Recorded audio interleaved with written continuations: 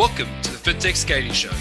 This podcast is sponsored by Scale Up Consulting, helping fintech startups create a scalable organization to support an ever-increasing demand.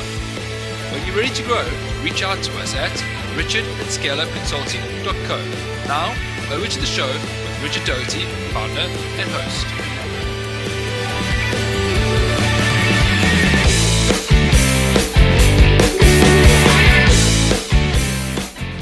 Hi folks, and welcome to another episode of the Fintech Scaling Show, where we talk to cutting-edge leaders and chat to them about how they are scaling and getting their insights on scaling. And why we're doing this is because we want to play a major role in creating and being part of the new fintech ecosystem. So we want to give you the insights, the tactics, the strategies that allow you as a leader and as a founder to lead your team, your group, even your ecosystem, maybe parts of society into a prosperous future.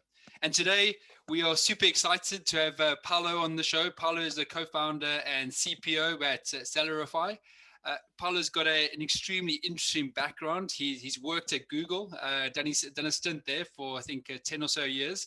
He then jumped out of that and been a mentor and advisor in the startup world for a number of years, and obviously also is leading the charge at Salarify. So super excited to have you on the show today, mate. Welcome. Thanks for having me. Really appreciate it. Brilliant. And just to give you some insights into what we're going to be chatting about today, we're going to be diving deep into planning and strategic planning. And why are we doing this? Well, it's important as leaders and founders of businesses to really be the cause rather than the effect. So the cause, making certain that you have a plan, you're pushing forward on that plan, and that's going towards your vision. If you're not and you're the effect, well, you're waiting and sitting back and waiting for things to happen. So we're going to dive into the subject today and kick off with, it would be good to get your insights, Paolo, on how you define strategic planning. Yes, that's like a brilliant question. So this is something that I've learned like many years ago when I started my career actually in Google.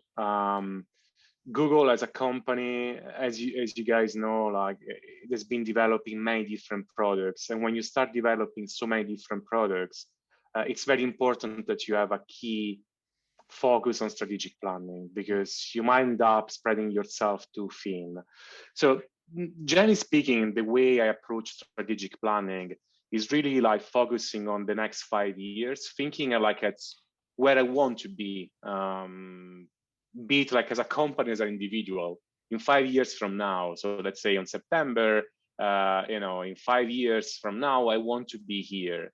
And then trying to reverse engineer it to see the steps and the things that I need to take in order to reach that goal, either personally or career-wise. Yeah. And the way I break it down, it's using, again, coming from the background of Google, is using OKRs. So the OKRs for me is the best tool to really work out strategic planning.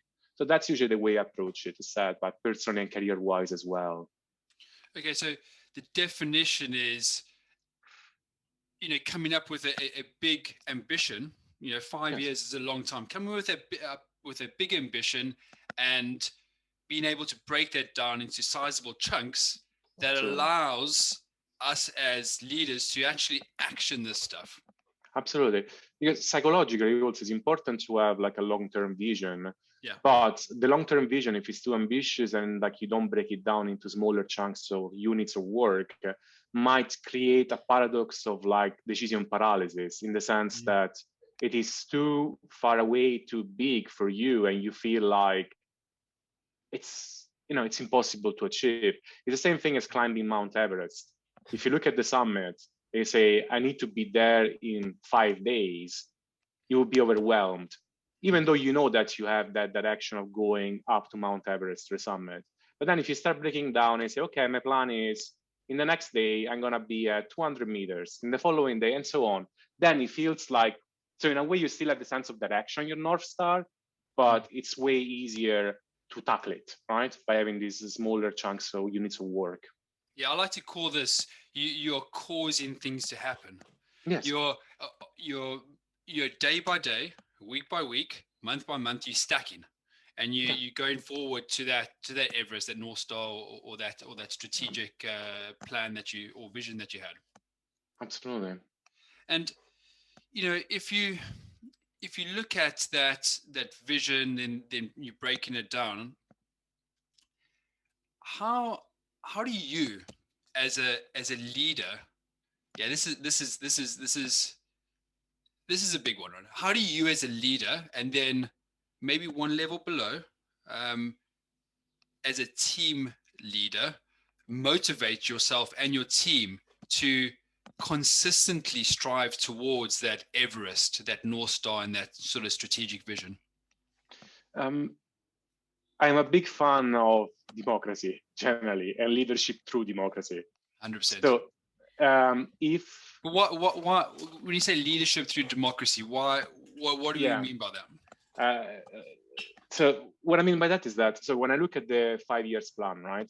So if I say, like, I come up with this 5 years plan myself without really consulting and getting the team to participate in the strategic planning, then nobody's going to be behind that mission, right? But if that strategic planning happens via democracy, and again, in democracy, you still have a prime minister, a president, whatever you want, but still it's democratic decision. It will be way easier and better to actually motivate people to reach that stretch goal. And that's the reason why I think OKRs are key in this specific, with this specific approach, because OKRs are a great communication tool to let you involve people in the decision-making process and then keep people accountable, including yourself, right? As I said, there's always a prime minister, in the sense that, for example, in the case of our company, Salarify, we do have investors, we do have KPIs, which are, like, in a way set via external or for external stakeholders, right? For us to be sustainable as a company, which these are things that in most of the cases are like, they have very little room for negotiation. But then how are we going to achieve them? That's a discussion that we can have internally as a team. And if you have that discussion early on, then you can really have everyone behind the mission, right? There is, like, a very good quote, like from I think it was from Marty Kagan in Inspired, I think, in the book called Inspired, if I remember correctly, is that having a team of missionaries rather than mercenaries, right? So you need people to believe in the mission rather than being just there for the paycheck, right? So the motivation is not monetary, i.e., it's not the dollar sign. Rather, the motivation from a team perspective is their willingness to be part of the journey because they've been involved in it. Absolutely. It's like feeling that this is like normal, like I think this is like a pattern that we all experience, right? In any job, that the financial reward of any job is important to a point, right? I think it was the Markov pyramid or something that was called. I don't remember now exactly the word. I think it was the Markov pyramid of the basic needs of, like, a human being, right? So once you cover those with your financial reward, which is food, shelter, and some other stuff, like, then what makes you stick to a job and do the extra mile is really the motivation that you have in participating in the decision making of that job, product, business, right? And that's the reason why I always suggest, when I advise startups from the very beginning, always to have this democratic type of approach in decision-making, strategic planning. So you in effect saying there's motivation, but just come back to the start of the show, we are saying cause and effect. So as a leader, you're motivating yourself and your teams, but you delegating cause to your team because you're coming up with a way to achieve your strategy together. So that motivates people because, as you said at the start, you sort of want to be cause, you want to be pushing together as an individual, as a team, as a group. Absolutely.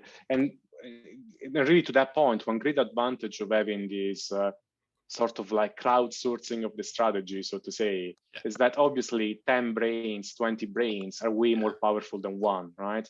And even if I am like the CPO of a company and I have like a bunch of experience, or CEO of a company, still, I really hope that in my team, there are people smarter than me, way smarter than I am, and that will actually flag and suggest things that I didn't even think about. So that's the power of like democracy in that sense, right? Is strategic planning by a democracy. So you're opening up yourself as a leader again. You're opening up yourself to different ideas, different strategies, different ways of achieving that vision, that 5-year vision that we spoke about. Absolutely, it's the same thing. Like I like to use this parallel, like is this analogy with the open source software.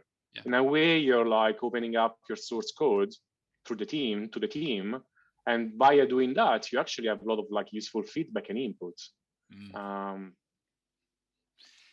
And when you're going through this process, let's take it, you're leading your team through this process. Let's sort of take an example, right? Maybe it's at Google, maybe it's with the guys now, maybe it's with, your the startups that you advise. And you're walking them through, the strategic planning process over the next, say 12 months. Let's say 12 months. Make it simple for everyone to sort of understand. What are the critical parts of planning that you need to get right in order to achieve that first step, that 12-month step? Absolutely.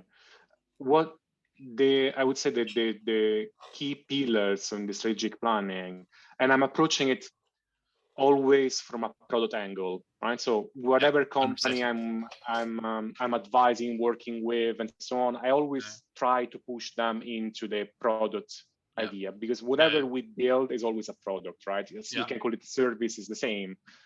So how do you do the strategic planning? The key thing to me is starting from the customer problem.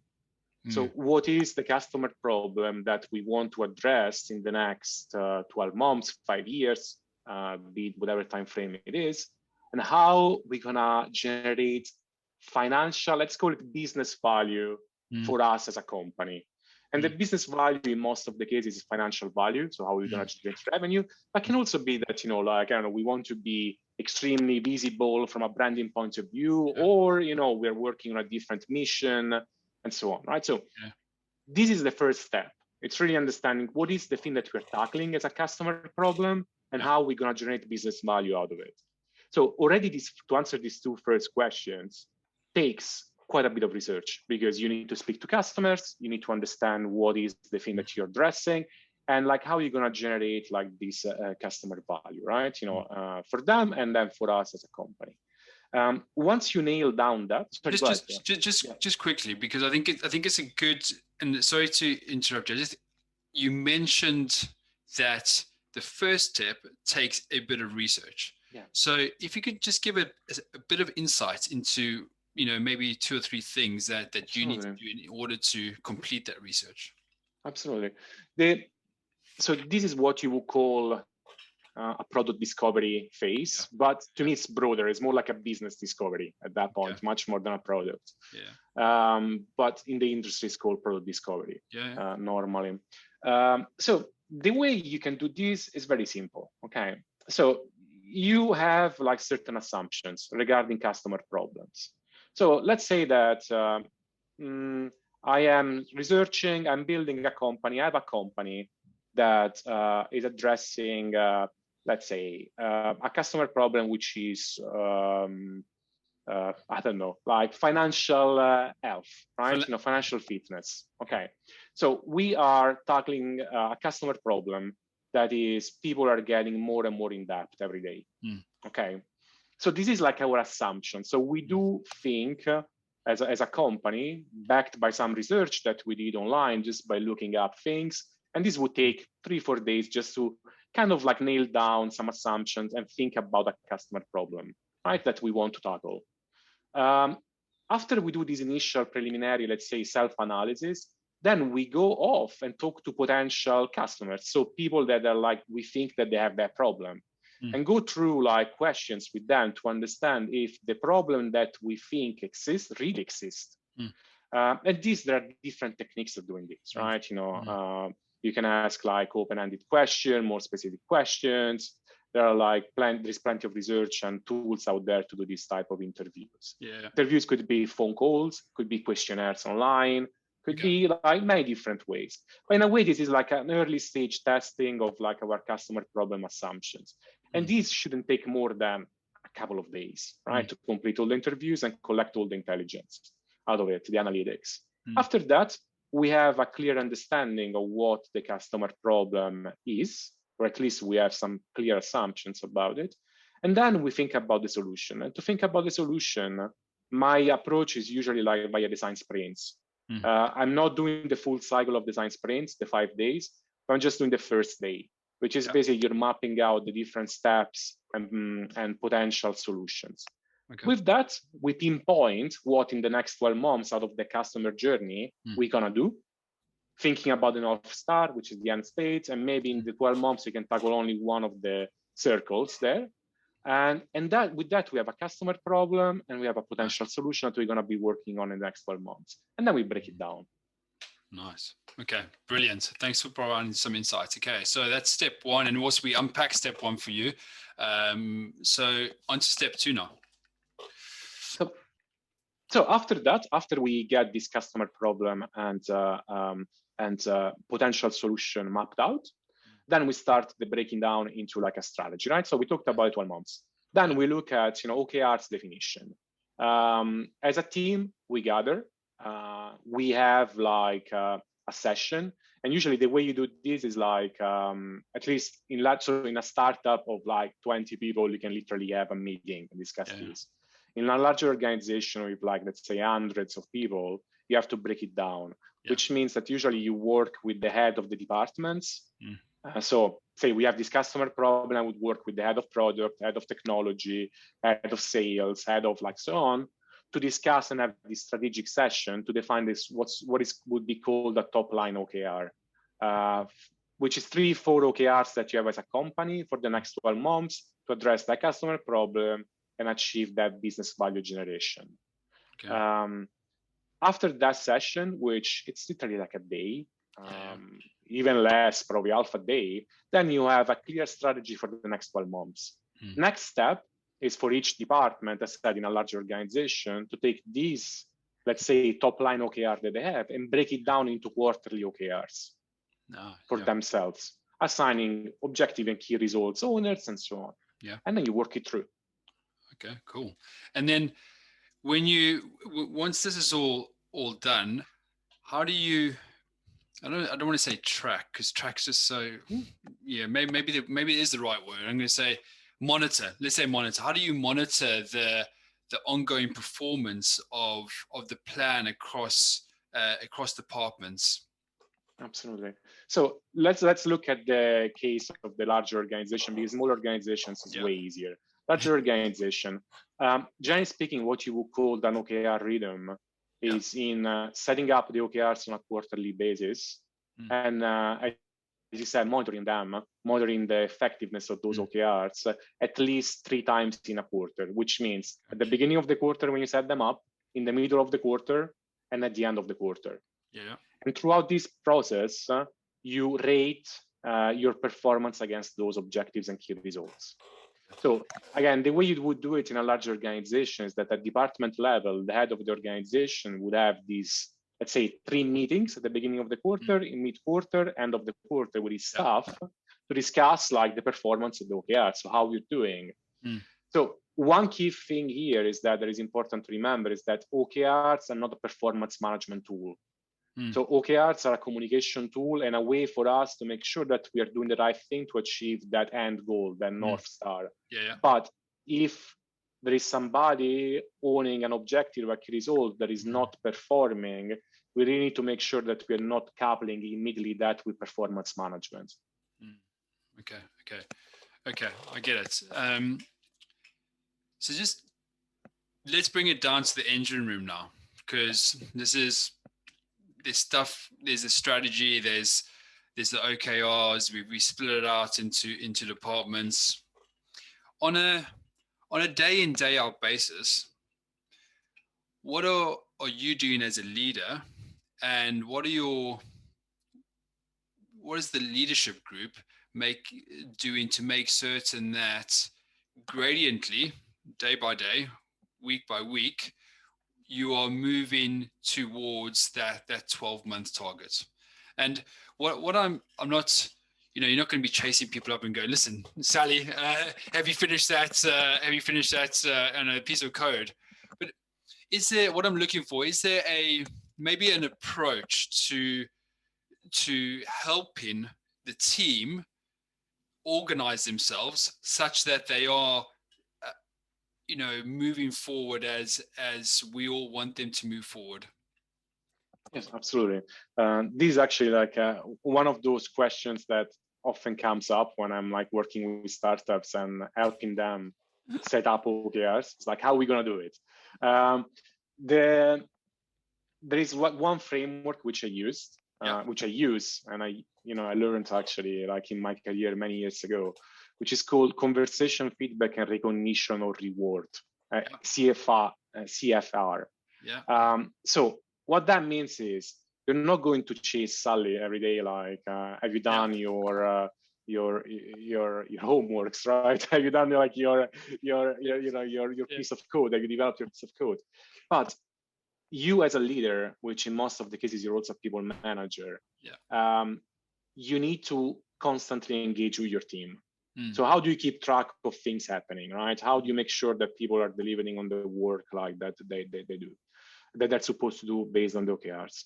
So the first thing is like empowering them and really empowering them and entrusting them that when you look at this mission, as we discussed, the 12 months mission, and they really feel they're part of it, the motivation actually will go higher than just something cascading on their desk that they have to do, right?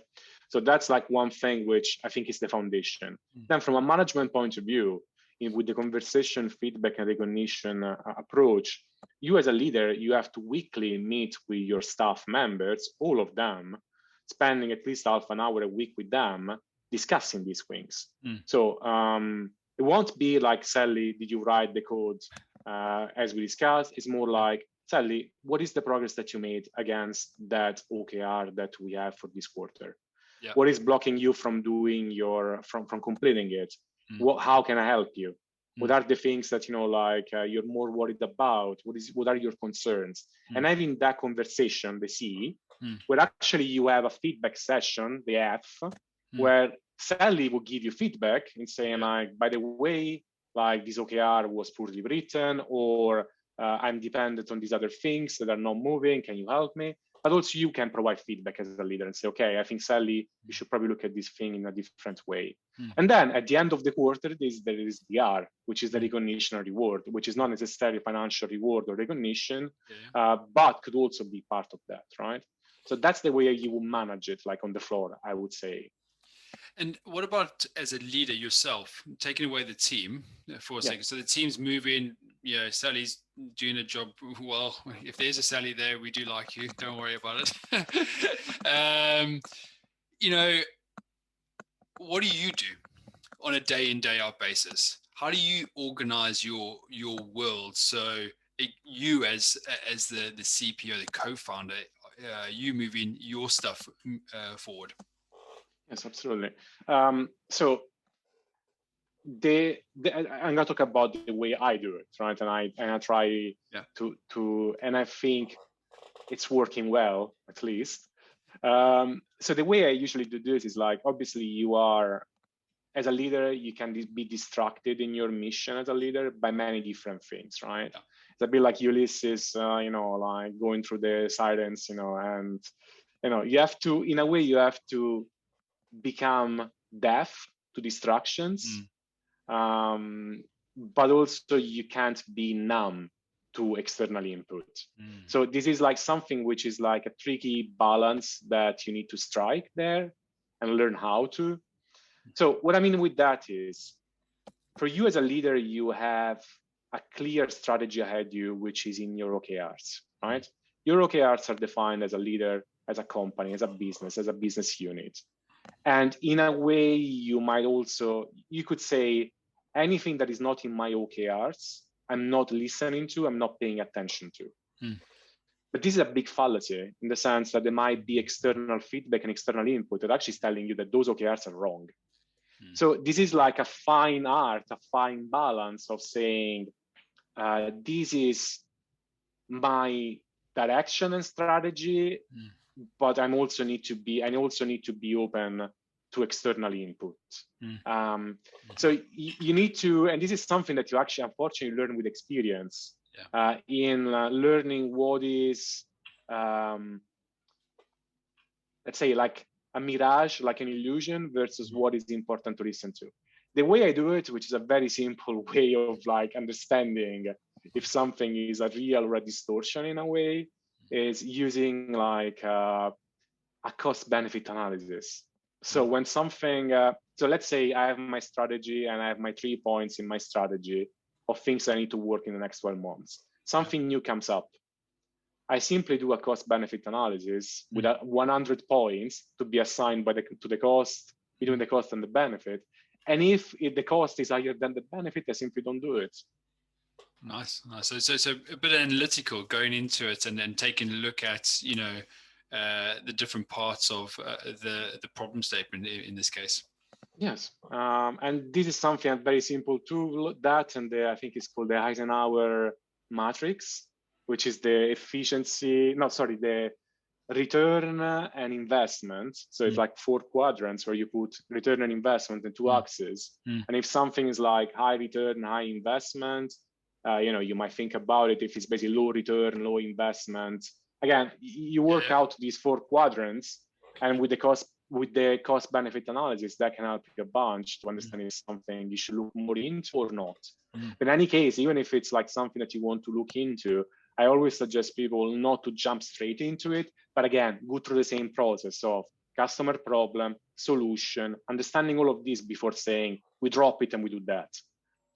Yeah, and also there's another dynamic here, right? So I get there's things that are always coming into your inbox. Let's call it that. There's stuff that's there's constant pressures, either internal pressures or external pressures, and I like to, I like what you say. You can't be numb from it, but you also have to be, in a way, very strategic as to how you change your battle plan. Let's call it that, because your battle plan needs to be done on a daily basis. You need to have, blocks of things that you're going to be doing in your calendar on a daily basis for any output to happen, because otherwise, again, just coming back to, when we first started, even on a daily basis, you can drop into the bucket of effect if you aren't managing and planning out your day as a leader. You'll start taking in all the stuff from your inbox and start, fiddling around on LinkedIn or Facebook, and then there's no output, right? So I'd like to just get a bit more insight as to what you do to make certain that the distractions are understood and taken in, but your daily plan, your daily worksheet, your daily to-do list, whatever we want to call it, is really, you execute it. You're the cause of that. Absolutely. So I think there are two aspects there, right? The first aspect is the self-productivity. Yeah. And the other one is like understanding the external environment, right? So like, as we discussed before.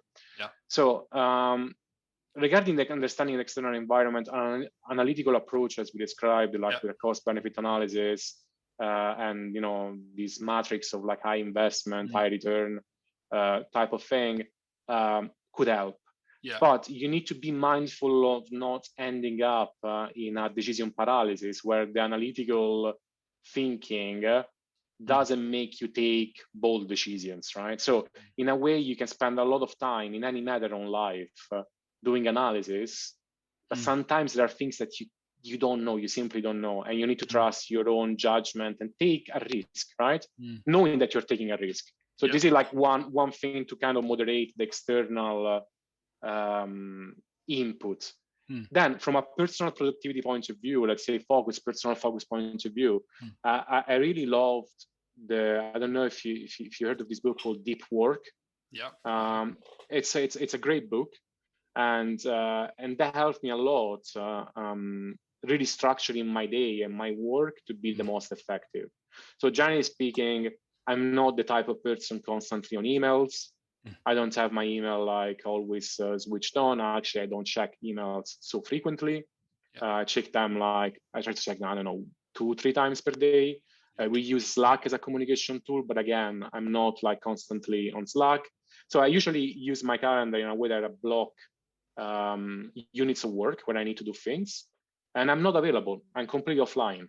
So if there is an emergency, somebody can call me. They have my phone number, but I'm not on Slack. I'm not on WhatsApp. I'm not answering emails and all of that.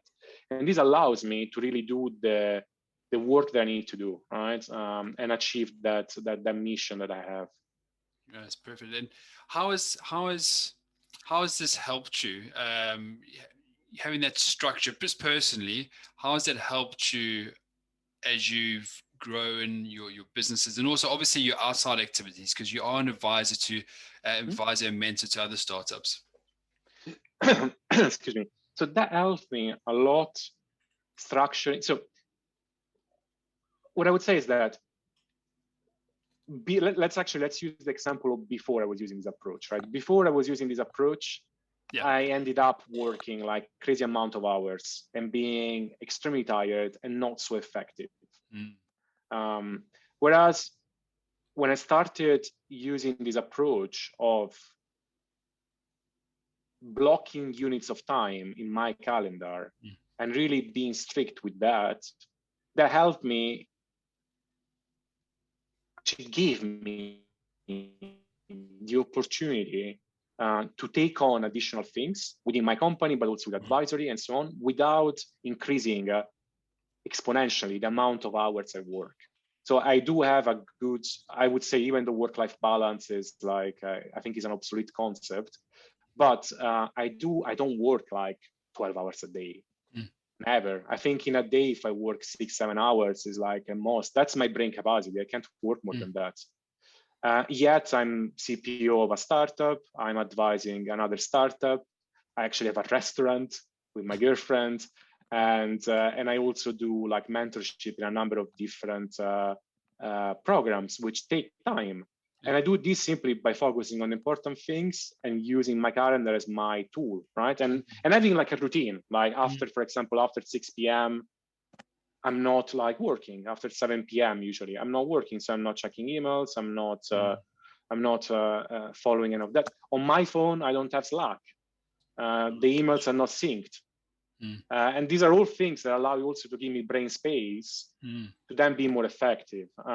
Because what I've realized with time is that I like doing sports, right? I like doing boxing and all of that. And with any sport, the training time is as important as the resting time. So if you're constantly on, you're less effective. It's inevitable. Yeah. Listen, some excellent points there, and some very actionable points there. So, routine, having those chunks in your diary, and also taking in outside perspectives. So sports, mentorship, etc. They can all fit in if you structure your days correctly. And I 300% agree with you, because I do exactly the same. We have battle plans, weekly battle plans, monthly battle plans, and daily battle plans. Because as you say, otherwise you stretch and you're working to 12 o'clock every night, and you're not top of your game. I think that is an actionable nugget that everyone listening to the show today should take away. And if they're not doing it, start doing it, and let me know what the benefits are in the next 2 or 3 weeks. Just drop me a note. You got my email address. I'd love to hear from you. As we talked about adaptability, and we talked about the need to take in, from the outside environment. Although you have a plan and a vision, you also need to be aware that things change, and also change your plan accordingly at a point in time. So, COVID's a classic example. how, if something, maybe we can take COVID as an example here, actually, when COVID hit and you did have a plan and you had that vision moving forward, what did you do to adapt that plan, and also then not only adapt it, but get that team that we were speaking about early on in sync, and then moving towards that next step in that new plan? Sorry. So the COVID example is also, to me, beside adaptability, is also the perfect example to show how you can do as much analysis as you want, but there are things which will happen which are beyond your control, right? 100%. So this is like a key thing that, like I've learned, not just with COVID, but generally, there are things that you can control and things that you can't control. Yeah. In personal life, in business, and so on. So the best way, to me, to adapt to that is simply accepting that paradigm, that the things might happen that I can't control. And so in a way, striking a good balance between planning, risk management, and just being a bit loose. Yeah. So that gives you, so that's exactly what I mean with the strategy as well, right? So if you have a strict strategy built, like if you look at the old school, like let's call it old school, let's say more established industries, or like different than tech industries, the strategic planning is usually very lengthy, takes months. It's like 60 pages documents, and like multiple people, consultants paid for that, and it costs millions to a company, right? Then what happens? COVID strikes, and you're like, shit, damn, can't do anything. Exactly, fuck, like we spent 60 million, like now we're gonna keep like with this strategy because like we spent so much time and money on this and we don't know any better. Yeah. But if you have like a lean strategy, if you have an agile strategy that you build literally like at most in a week by observing, doing, and quickly drafting, then COVID hits. Like your things are, you adapt. It's as simple as that. You just redo the same process, a week and done. That's exactly what happened to my company and some of the companies I advised. Like they had to figure out, okay, yeah, sure, we need to go remote. Fine, we'll figure it out. So that adaptability, it's like more of a mindset than like a risk mitigation, risk strategy type of approach. It's like saying, okay, we're lean, we learn from the world is ever changing, and we have to adapt.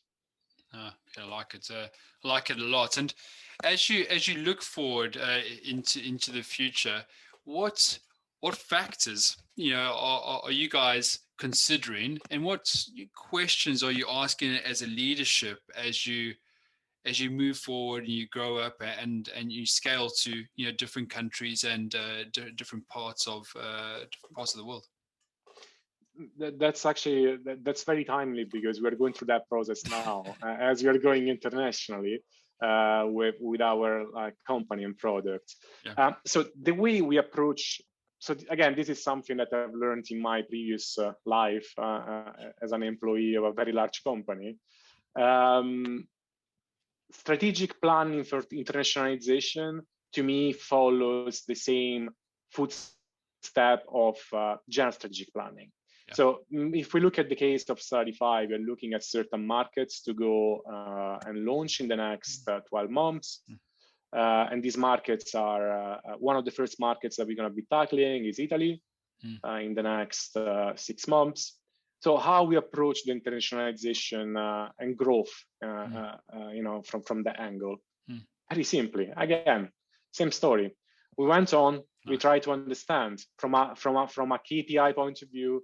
Do they need our solution in Italy? The same people that we're talking to in Hungary, would they need the same type of people, the same persona? Would they need like this solution? The answer, like from a data point of view, it is yes. From a KPI point of view. Now let's talk to them.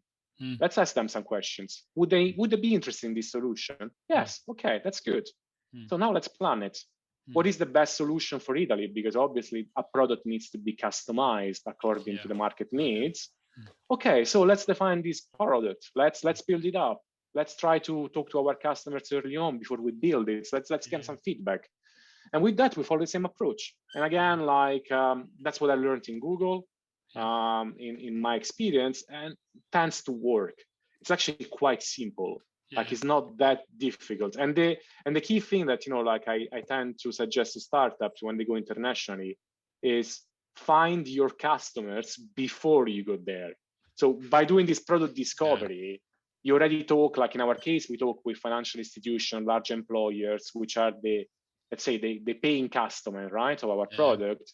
We go talk to them, and it's unbelievable, like the people that you can reach out by CEOs of large entities, large companies, just by sending an email and telling them like, look, I'm doing some product discovery research.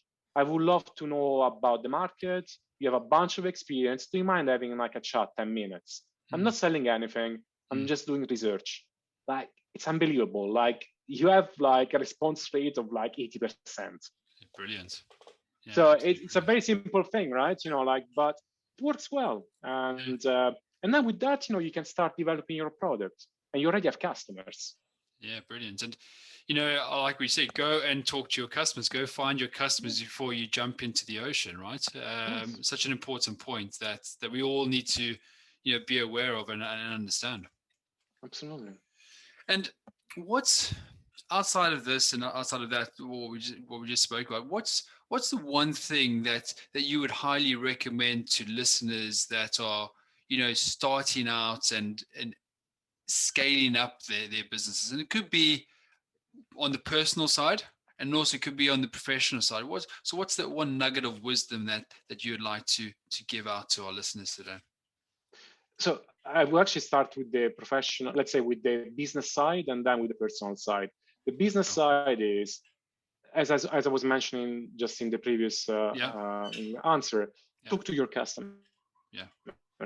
Whenever you want to launch to, like, say you want to expand, let's say you're successful in the UK, doesn't mean that you're going to be successful in Germany.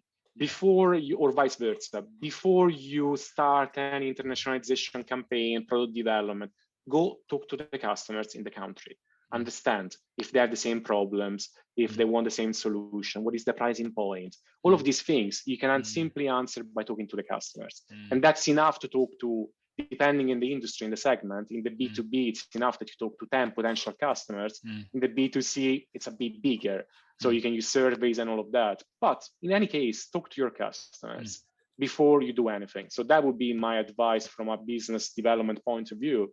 From a personal development point of view, professional personal development point of view, that is like a fallacy that that's a distortion that I often end up having, not just in work, but also in my personal life. We are all imperfect. You're going to make mistakes. That's inevitable. Just accept it. The fact that you know that you're going to make mistakes would actually absorb you from feeling this perfection paradox that creates even more anxiety and stress. Just drop it and learn. And brilliant advice. I mean, I can't add to that because it's just brilliant. And I think today we've dived into some fantastic nuggets here around how to look at planning, how to take it from that big vision all the way down to actually starting to execute. So, if you're listening today, re-listen to this, take notes, and start actioning this stuff. I want you guys and girls to action it, put it into play, get your battle plan up and running on a daily basis, spread that word through your teams. And if you have any questions on any part of this, drop me a note at richard@scaleupconsulting.co. I'm happy to answer them. And listen, Paolo, it's been brilliant, an absolutely brilliant episode today. Really enjoyed it. Really enjoyed diving into your knowledge and wisdom, and really appreciate you taking time today, mate. Thanks a lot. Really appreciate it. It was a great pleasure to be here. Cool, mate. Great, and we'll look forward to catching up with everyone in the next episode. Brilliant. Thanks a lot.